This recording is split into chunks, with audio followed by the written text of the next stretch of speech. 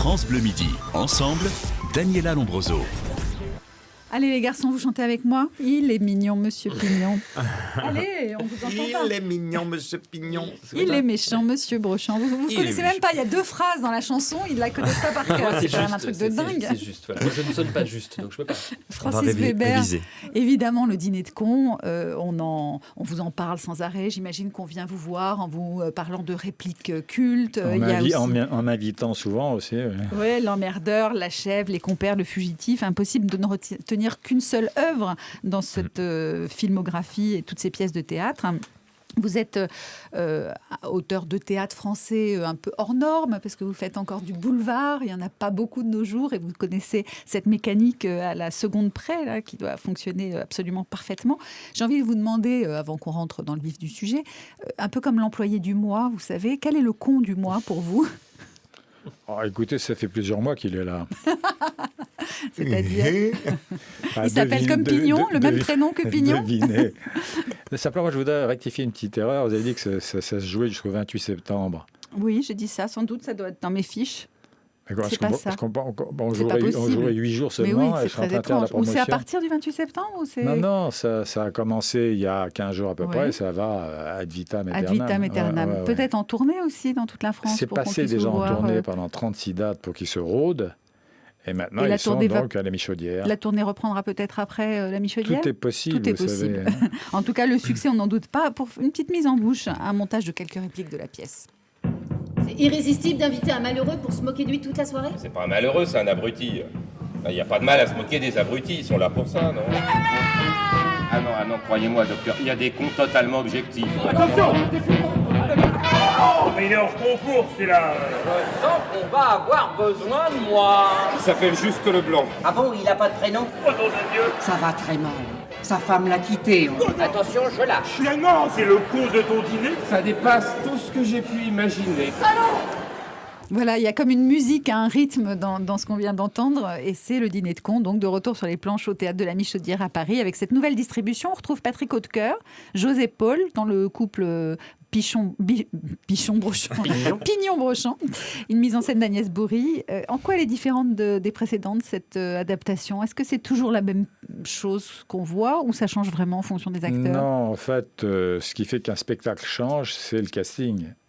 Et là, il se trouve que je n'ai jamais eu un meilleur Brochant. Le Brochant, c'est le clown blanc, et c'est le rôle le plus difficile. Et c'est drôle. Qui était joué dans le film par Francis Huster. Non, c'est ça, pas du tout, par l'ermite. Ah, par l'ermite, oui. C'est un des leads, c'est-à-dire que vous avez le clown blanc et l'Auguste. Bien sûr. L'Auguste a été tenu par, évidemment, Villeray, par, évidemment, Danny Boone, etc. Mais là, Hautecoeur, qui a fait Thé à l'amande, thé citron, est un authentique comique avec ingénuité. Il ne compose pas. Et quant à l'autre, alors, c'est le mur contre lequel le comique se rebondit, et c'est, pour moi, un des meilleurs castings depuis. Et croyez-moi, je ne fais pas de promotion, parce que s'il y a bien une pièce ou un film qui m'a gâté, c'est ça. Hein.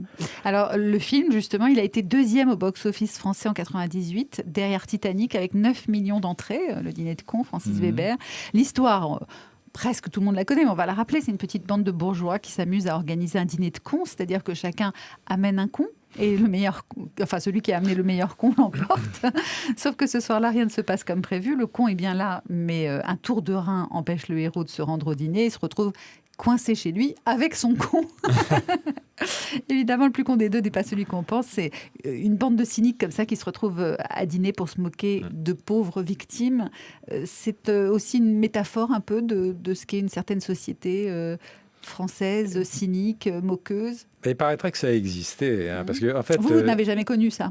Peut-être, mais en invité. Hein, parce que je sais que Jacques Martin m'avait raconté qu'il avait été invité. Ça se passait en général chez Castel, c'est ce nightclub, et puis il y avait des jeunes gens riches et mal intentionnés qui se faisaient ce genre de distraction. Et Martin avait un con, mais il est tombé malade. Alors il a cherché désespérément un con de secours, un con de rechange, et Castel lui a dit, il y a un réalisateur de télé, j'ose pas dire son nom. Si. Ah non. Si. Mais non, à vous, c'est votre tour. Non, en fait, non, je peux pas le dire parce qu'il est toujours vivant. Mais, enfin, j'espère. Mais il dit, il est prodigieux. Alors bon, Martin l'appelle et lui dit, voilà, on m'a dit que vous étiez extrêmement intéressant, etc. J'aimerais beaucoup vous connaître, justement un dîner ce soir. Est-ce que vous pourriez m'accompagner ? Et l'autre dit, non, je ne peux pas, j'ai déjà été invité. Il avait été invité 2 fois. C'était vraiment un champion du monde, lui, un hein. con prodigieux. Et qu'est-ce que c'est qu'un con prodigieux, finalement ? Qu'est-ce qu'il doit avoir comme qualité, le con, pour être prodigieux ? Il y a une définition du con par Feydeau que je trouve formidable. Il disait, je préfère les méchants aux cons parce que les méchants, par moments, se reposent. Je trouve ça sensationnel. Et c'est vrai que les cons, c'est abyssal. Vous ne savez jamais jusqu'où vous allez descendre. Il y a quelques jolies répliques sur les cons. Aragon qui disait, on peut avoir 20 ans et être un vieux con. Vous trouvez ça juste ? Tout à fait juste. Et en plus, il y a une chose qui est très étrange en France, et j'ai vu ça dans les adaptations de ma pièce à l'étranger, c'est que con s'accorde à l'adjectif qu'on lui colle. Un jeune con, un vieux con, un petit con, un sale con. Et ça change complètement le sens du mot con parce que c'est une ponctuation dans le midi. Eh putain de con, arrête, oh con. Et ça n'est pas du tout une insulte, c'est une virgule. Et si vous mettez à cette virgule un adjectif, eh ben ça fait un personnage différent. Il y a aussi la fameuse réplique, un con ça ose tout, c'est d'ailleurs à ça qu'on les reconnaît. Audiard.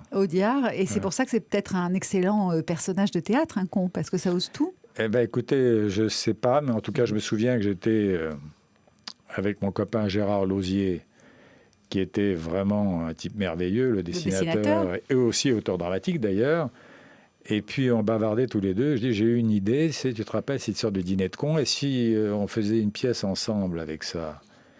Et je lui dis, moi, je suis en train d'écrire un scénario, alors ce que tu peux faire, c'est la première mouture, et derrière, j'arriverai et je ferai la deuxième mouture avec toi, et on partage les droits. Il me dit d'accord, j'attends 2 mois et je rappelle et je dis où en es-tu ? Il me dit c'est pas un sujet. Il me dit fantastique. Fantastique. Je dis pourquoi ? Il dit parce que j'y arrive pas, ça vient pas, c'est pas bon.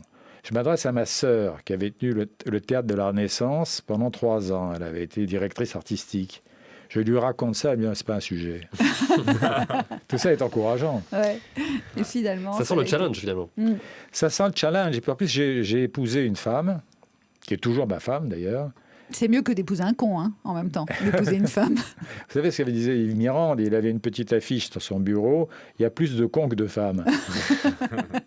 Donc, j'ai donc épousé une femme qui a un seul défaut. C'est le seul, parce que je l'aime, elle m'aime, nos parents sont d'accord. Et en fait, le problème, c'est qu'elle ne rit pas.